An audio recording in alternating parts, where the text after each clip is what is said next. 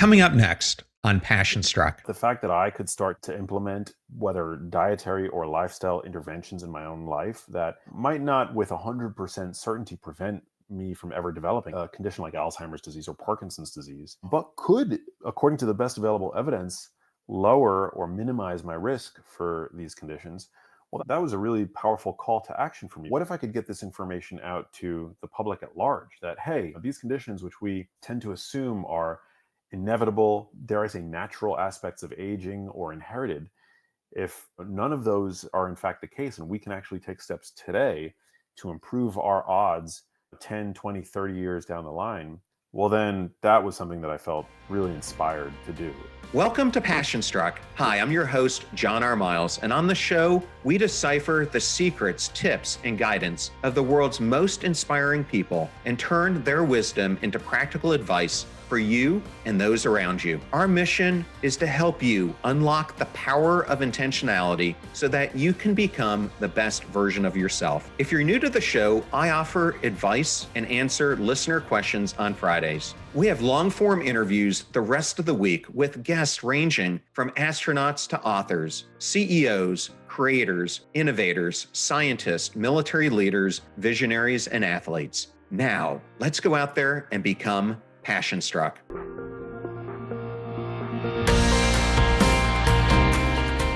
I am so excited today to welcome Max Lugavere to Passion Struck. Welcome, Max. Hey, John, it's great to be here.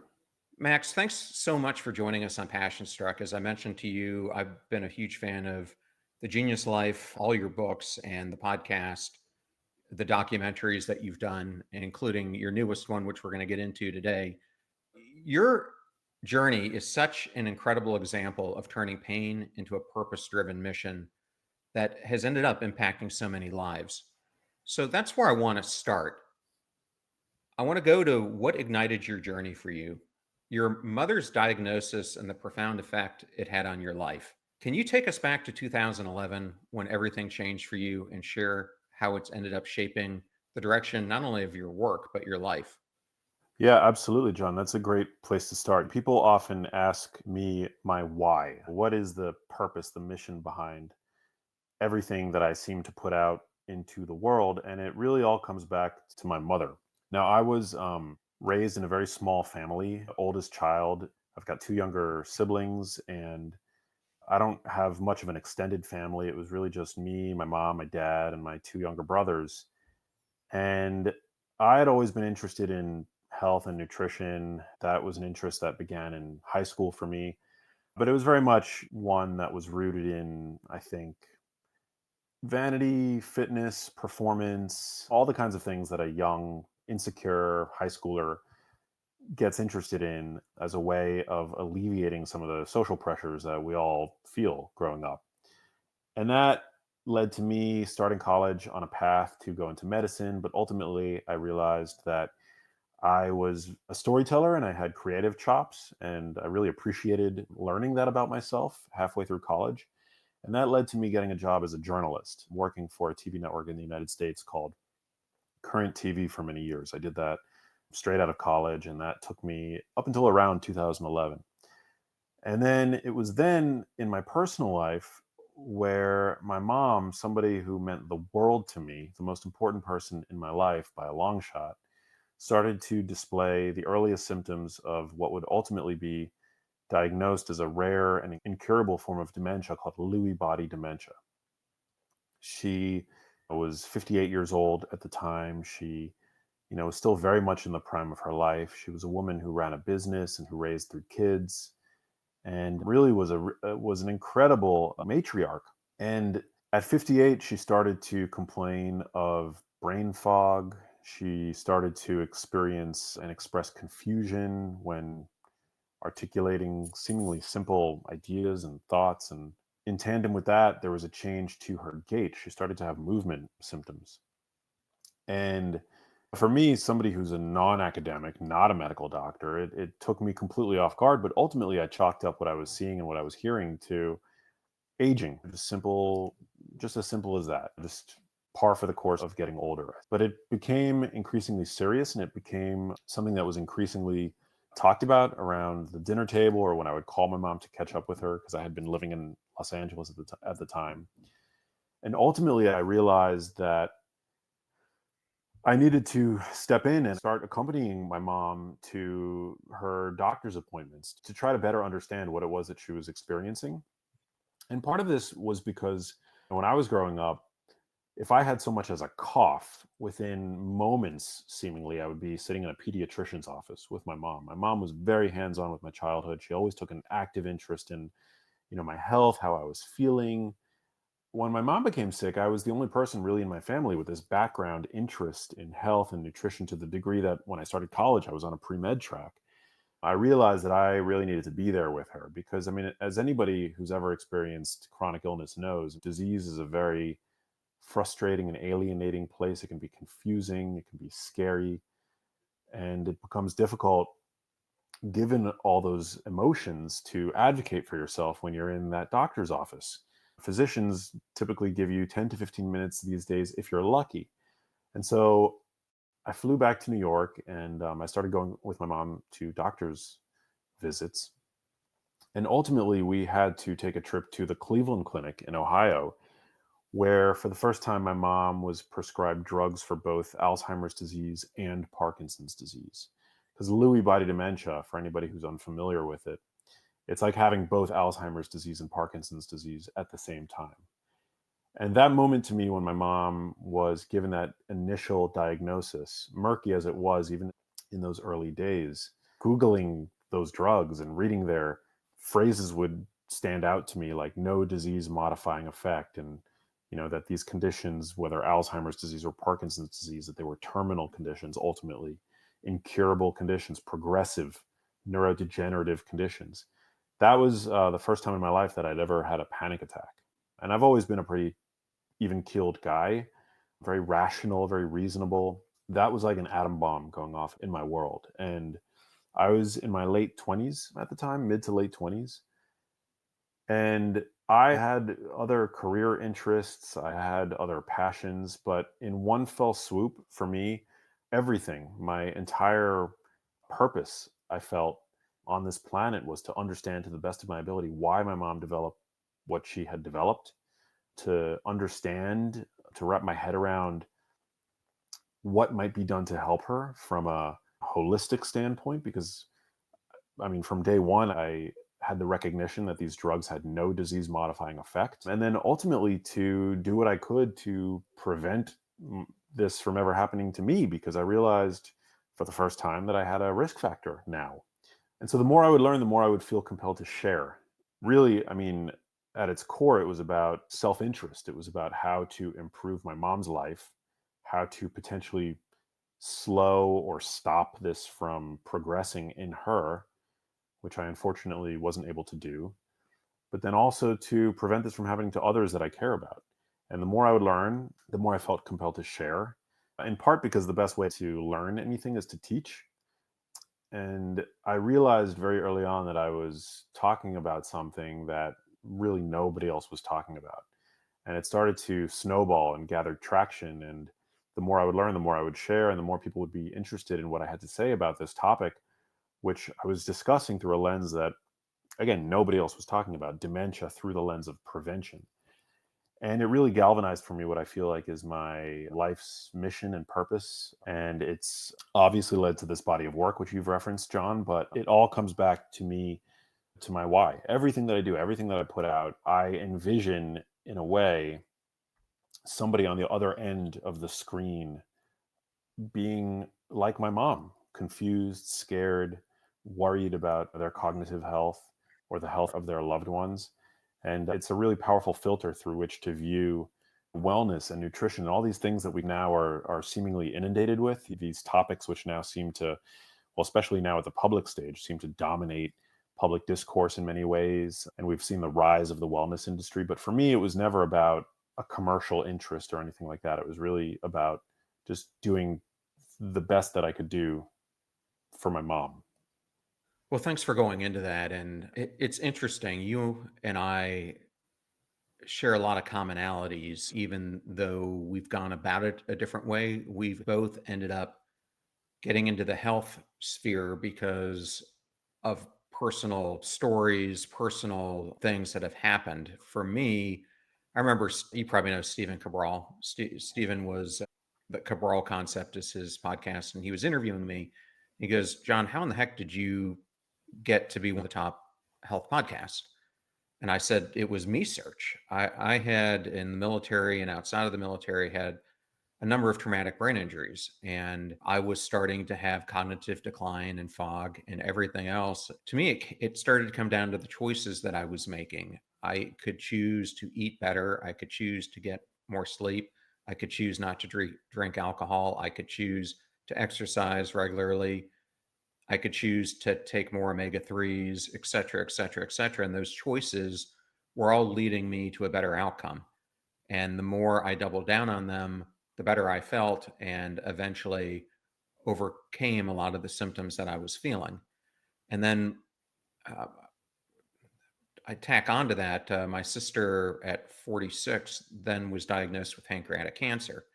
Hmm. And so we were wondering, how does someone at 46 come down with this when there's no family history or anything else? So I started doubling down into that. So my point of this is similar to you. I'm not classically trained as a physician or anything else, but I've used a lot of me search and research to really wrap my head around what are the things that are going on. So, getting back to dementia, this is very personal for me from two standpoints. My fiance's mom is in the early stages of it, but I was a little bit older than you, probably 34 or 35, when my grandfather came down with dementia. And for me, it was just heartbreaking because here you have a guy that at one point was the head of research at Kraft Foods, one of the smartest human beings I had ever seen, and he couldn't remember things from 30 seconds to the next 30 seconds. And just watching his decline for me, it was heartbreaking, as I described. So I sympathize having a dear one like you did have to go through this, because it's difficult and you get mad because you don't understand why they're acting the way they are, and at first at the beginning. So I want to take this to little empty boxes. Can you talk about how you came up with that name and maybe give a high level overview of your approach to creating it? So, Little Empty Boxes is the name of my documentary, which just came out, and it documents this. So, as I mentioned, when I began college, I was on a pre med track. And then halfway through college, I went to University of Miami, and I sat in on a introduction to motion pictures course. I'd always loved movies, but actually music was always the medium to me that was the most visceral and resonant. But nonetheless, I think I became friends with somebody who just had me sit on a class that he was taking, and I just really loved what the intellectualization of storytelling, which is something that I hadn't previously considered, and how story really is. Historically, being able to tell stories is part of what defines us as human beings. And that I could learn more about this art and ultimately influence people, whether it's to have a certain emotion or emotions, or to have a positive, potentially positive impact on the world. I realized the power of story halfway through college, and I realized my own aptitude for telling them, not just verbally, but across myriad mediums, whether through design or through, I mean, gosh, there's been so many instances of my life where I've dabbled creatively, and I've just really enjoyed that process. And music is a form of storytelling. Obviously, people listening to this who are in the world of marketing recognize that good marketing is really all about story. And that led to me pivoting away from a pre-med track, which I thought wasn't going to lead to my ultimate happiness. And despite having this passion for health and medicine, I ended up double majoring in film and psychology. And that led to me getting this dream job out of college as a producer and a journalist and a host, a presenter for this television network in the United States called Current TV. So I was a filmmaker in college, and that led to me somehow getting a job where I was reaching 100 million homes every night on this TV channel. in the United States called Current TV, and anybody can Google it. It doesn't exist anymore, but it used to. And so I had been a filmmaker in college, and that led to me getting to produce films and short documentaries on this television platform for many years, working with some of the best in the industry. Now, when my mom became sick, I had actually, at that point, I had left that job, and I was essentially unemployed, but I was still a filmmaker by trade, in terms of my skill set, a storyteller. And I, as an artist, I think the plight of the artist in many ways is to take pain and suffering and burden and to transform it into something meaningful. Obviously, that's not the goal of every artist, but I think in a way that's what art does. It takes an aspect of the human experience, pain or suffering, and turns it into something that allows us to see that pain and that suffering from a different vantage point in a way that makes it more perhaps meaningful, gives us a different sort of experience of it. And when my mom became sick, that was, as I've mentioned, the most painful, difficult thing I'd ever experienced in my life. And as an artist, I felt compelled, just in terms of my own mental fortitude, as a way of reconciling what it was that myself and my family were going through. I felt compelled to turn that into something meaningful and artful. And the medium that made the most sense to me at the time was film. Now, I'd never made a long form documentary film. I had only worked professionally as a short form documentary filmmaker. But I thought that this was a really powerful opportunity for me to accomplish multiple things at once. One was to, again, create a piece of art that would give meaning to me for this experience that was painful and traumatic. But on the other hand, I thought that it was a really effective way of producing a body of work and a calling card that would potentially allow me access to people that wouldn't otherwise pick up the phone, so to speak. And so, in envisioning this documentary, for me, it was a way to actually exploit my media credentials to get to have conversations with researchers and scientists who might actually provide a degree of illumination in terms of what it was that my mom was going through. And so I had this idea of doing a long form documentary about dementia that centered on my mother, the most important person in my life, that was potentially going to give meaning to this experience that we were all going through, but then also professionally give me a reason to reach out via email to some of these researchers who are publishing on the role of diet and lifestyle in brain health, so that I could potentially go to their labs and bring a camera crew with me and ask them all of these burning questions that most people don't get to ask to researchers. Because again, most people get 15 minutes with their doctors and then they're sent on their way. But I had the wherewithal to, and maybe the naivete or a sense of entitlement to actually reach out to some of the researchers who were publishing it in the peer-reviewed literature to maybe get to sit with them for 30 minutes to an hour to ask them these kinds of questions about maybe what it was about my mom's diet or lifestyle that may have over the years increased her risk for developing this condition. Or from a more high level view, what it was about the standard American diet and lifestyle that seemed to be increasing risk for so many of us, as you've seen, John, in your family. I mean, we're not alone in this. So many people today are struggling with cognitive decline or seeing family members be diagnosed with conditions like Alzheimer's disease or even Parkinson's disease, which is now the world's fastest growing brain disease. And I didn't know what I was doing. Again, I attribute the documentary, at least in part, to my own naivete. I didn't know what it was going to entail to produce, which is part of the reason why Little Empty Boxes took me 10 years to get done. But ultimately, I think it's the most important thing that I've ever done. It's my greatest achievement thus far, and I'm incredibly proud of it. So it's the world's first ever dementia prevention documentary, and it focuses on the science of dementia prevention, focusing on the things that may have gone wrong in terms of policy, public health, that seem to be radically increasing prevalence of these kinds of conditions. But then it's also a deeply humanistic story, and it follows, first and foremost, a family stuck in the throes of chronic disease. And it's a film that anybody who's ever has struggled with this will certainly relate to. And it's about the frustration and it's about the fear that becomes so common when dealing with these kinds of conditions. Yeah, as I was researching, preparing for this interview, I was looking more and more into the documentary and reading some of the reviews that came out.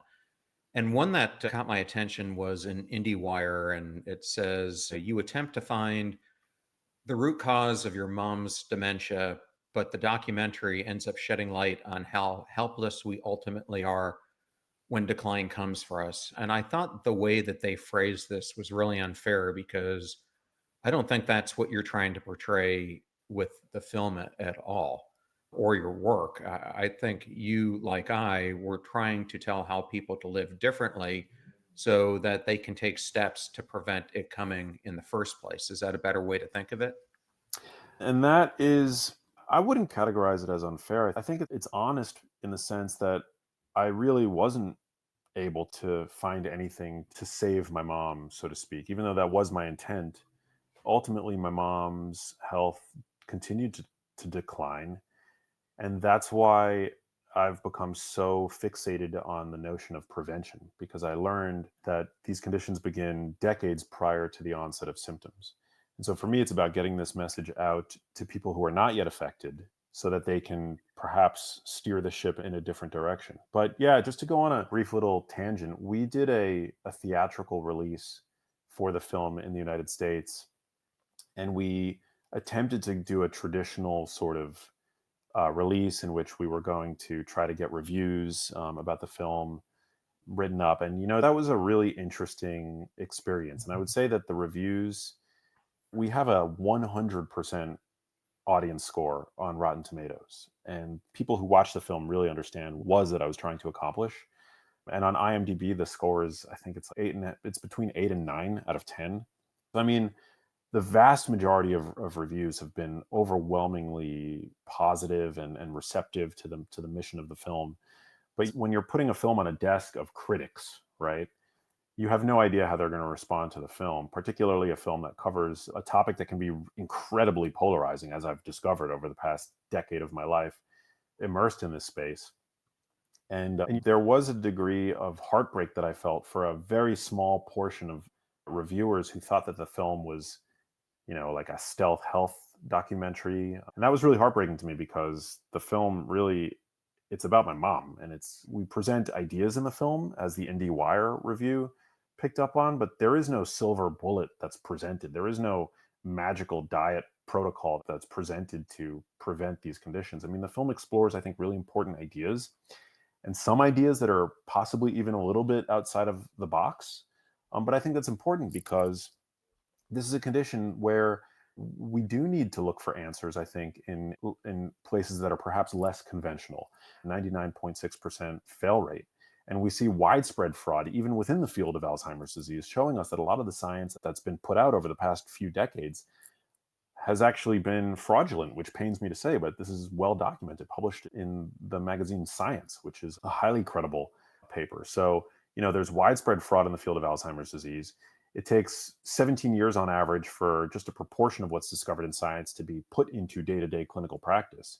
And when the health, the lives of our loved ones are on the line, that's not time that we have to waste. And billions of dollars are being spent, potentially going down erroneous paths with regards to these conditions, as we've seen. And I've talked about this on other podcasts ad nauseum, the fraud that has permeated the field of Alzheimer's disease. And again, I'm so grateful that the vast majority of reviews that we've had have been overwhelmingly positive. Anybody who's taken the time to see the film has really, I think, appreciated it. But there has been a tiny proportion of reviews that honestly I feel are heartbreaking and don't represent the film at all. But I guess that's just par for the course. For me, it's upsetting because I'm so close to the film. It's a film about my mother that was done with zero commercial intent, and it's taken me 10 years to complete. But I guess it is what it is. I'm just grateful that the audience that the film deserves has found the film, and that the audience reviews, which are the most important to me, not critic reviews, audience reviews, have been overwhelmingly positive. Again, 100% on Rotten Tomatoes. Well, thank you for sharing that. And one of the people I want to introduce this to is my uncle, who was a researcher at Northwestern University for many years, and you'll find this interesting. His research was focused on the families of those who were experiencing dementia and what does dementia's ripple effects do to family systems and caregivers and loved ones. So I'm sure this will be a topic he would very much love to watch and be part of. So going through this and interviewing all the people that you did, what are some of the biggest misconceptions that people might have about cognitive decline?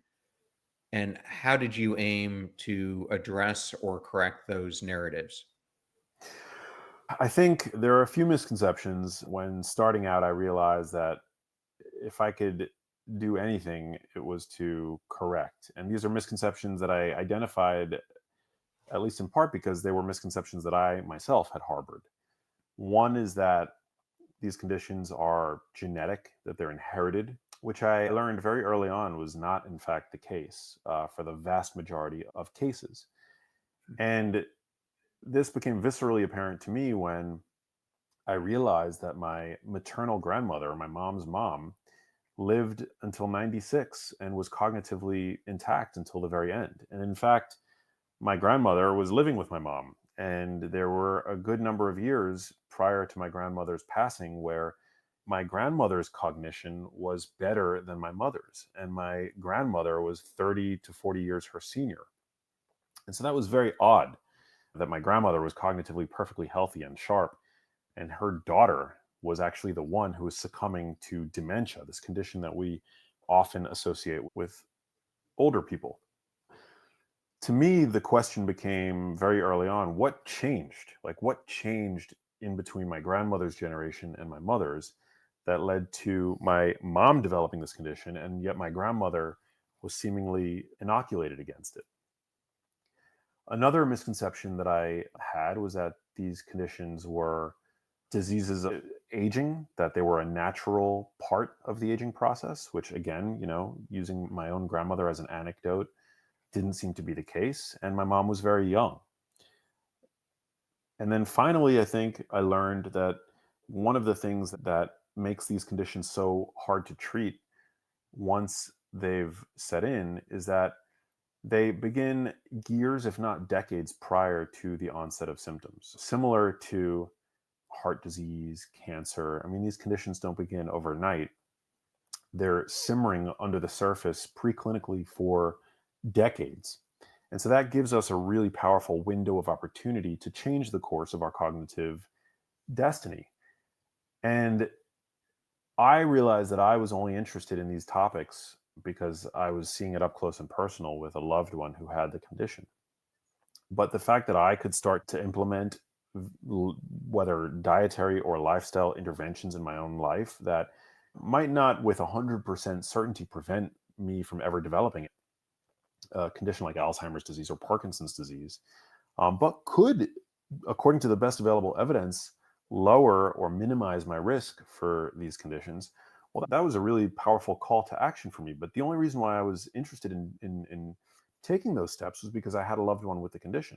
But what if I could get this information out to the public at large that, hey, these conditions, which we tend to assume are inevitable, natural, dare I say, natural aspects of aging or inherited, if none of those are in fact the case, and we can actually take steps today to improve our odds 10, 20, 30 years down the line of having a better fighting chance against these kinds of conditions for which there is no effective pharmaceutical treatment, well, then that was something that I felt really inspired to do. And so those were some of the misconceptions that I realized I had been harboring and that were in fact misconceptions. And so a lot of my work has been about debunking that. We really do have a lot of agency when it comes to our brain health. There's a lot that we can do. And diet, I love to talk about diet. Anybody who finds me on social media, I'm a big nutrition nerd, but diet is just one thin slice of the pie. There are so many other factors, variables that fall within our control.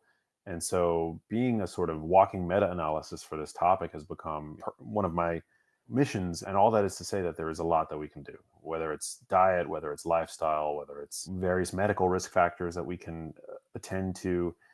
There is a ton that we can do, and I just don't want anybody to feel helpless or hopeless about these conditions.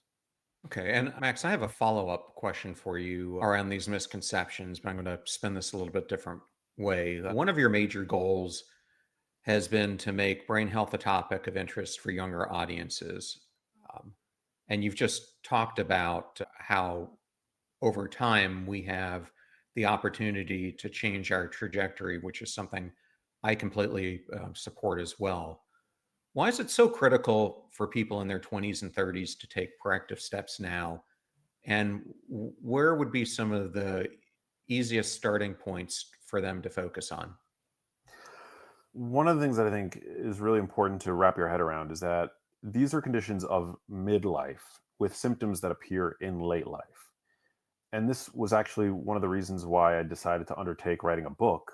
My first book, Genius Foods, really was a project that was undertaken when I came to the realization that the same steps that you might take to batten down the hatches and reduce your risk for these conditions 10, 20, 30 years down the line also seem to improve the way that your brain works in the here and now.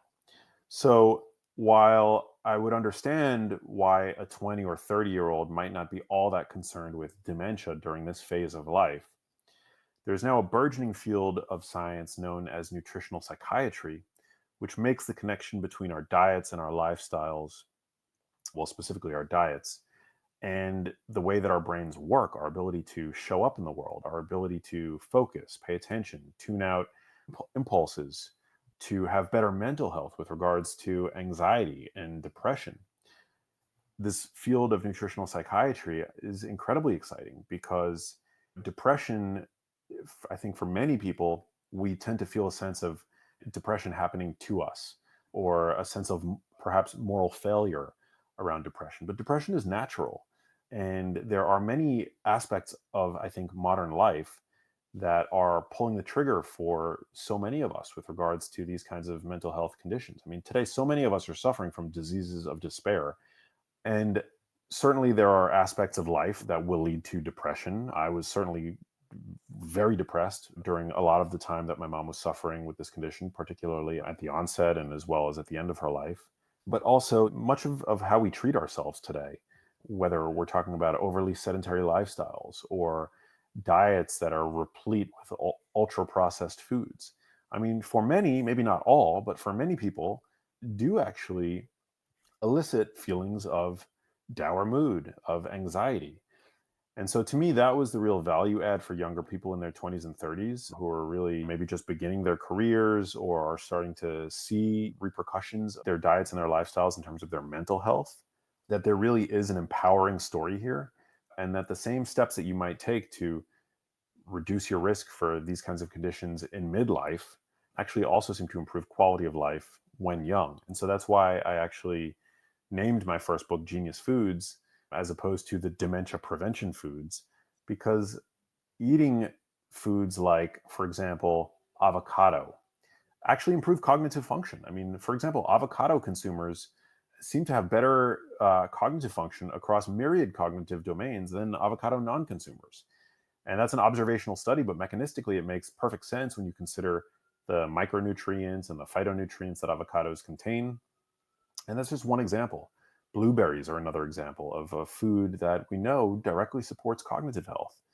There's a bounty of data linking blueberries to better cognitive performance. Dark chocolate, cacao flavanols are another food that can potentially boost brain function. And this is something that should appeal to anybody across the age spectrum. So to me, that's the empowering message, is that this is not just about preventing a condition. It would be worth taking these steps and eating these foods to prevent these kinds of conditions that we're talking about. I think the exciting part of the story is that this is not just an investment. This is not just like a long-term investment. This is an investment that pays dividends, like serious dividends in the here and now. And that to me is part of Mhm. the value add for younger people. Yeah. And if you had to name a few non negotiables for people who want to protect their brain through nutrition, what would some of those be? Well, I would say today, the hierarchy that I use these days, and I try to remain open to changing my perspective as new data presents itself. or as my own thinking about diet and nutrition shifts. But today I would say that my sort of food pyramid, it's a 3-rung pyramid. And the first rung of the pyramid really is about prioritizing minimally processed whole foods. So today, 60% of the calories that your average adult ingests comes from what are called ultra processed foods. And these are the kinds of foods that are now being linked to myriad chronic diseases, whether we're talking cancer, heart disease, type 2 diabetes, obesity, also Alzheimer's disease and dementia, and worse mental health. These are the kinds of foods that tend to line our supermarket aisles. Now, your average supermarket today, 73% of the items are characterized as being ultra processed. And when I use the term ultra processed, I mean, this is a very low resolution term at this stage. We don't yet have the data to know exactly what types of ultra processed foods are the most nefarious, although that picture is starting to emerge. We are starting to see that sugar sweetened beverages, for example, are among the worst, like sodas and things like that. But in general, as a general screening tool, shelf stable, packaged, processed foods, the kinds of foods that you might see in a hospital vending machine, unfortunately, these are the kinds of foods that are now being linked very strongly to chronic disease. So you want to avoid those to the best of your ability, which isn't to say that you can't have some here and there and be totally okay. You can. But again, today, your average adult, 60% of the calories are coming from ultra processed foods. I'd like to see that. I mean, I think 0%, it doesn't need to be 0%. It can be 10%. It could be maybe 20%. You'd still be doing a lot better off than your average adult today.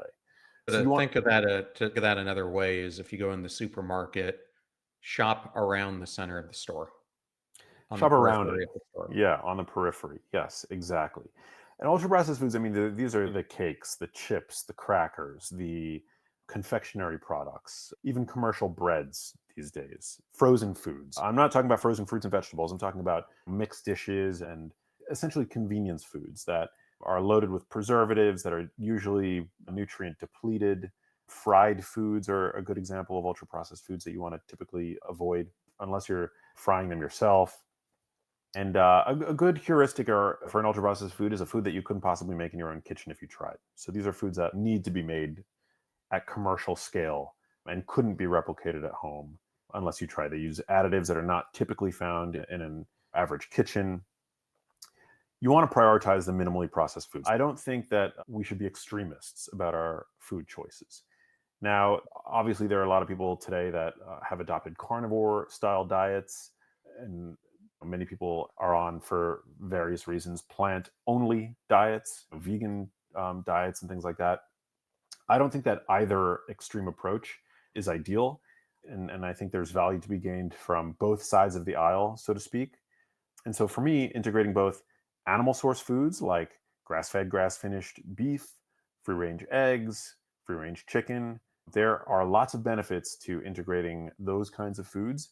But even if the foods with those specific characteristics are off limits to you, any lean red meat is going to be a health food when compared to its ultra processed alternatives. I don't like to let perfect be the enemy of the good. If you don't have access to the most pristine grass-fed, grass-finished beef, I still think it's really important to underscore the nutritional value of red meat, despite it maybe coming from a more conventional farming system. Eggs. Any egg is a cognitive multivitamin. An egg yolk is literally a care package devised by nature to provide a little bit of everything required to grow a brain. And eggs are the top source of choline, for example. In the standard American diet, 90% of adults consume inadequate amounts of, and yet it's one of the most important nutrients for good brain health. Eating eggs, eating wild fatty fish provides DHA fat. It's an incredibly important nutrient for good brain health. So I'm a huge fan of animal source foods, and I advocate for them unapologetically. But I also think that plant foods are incredibly important as well. I've already talked about avocados, blueberries, dark chocolate are incredible. Dark leafy greens are amazing. They have very low calorie density and they're very nutrient dense.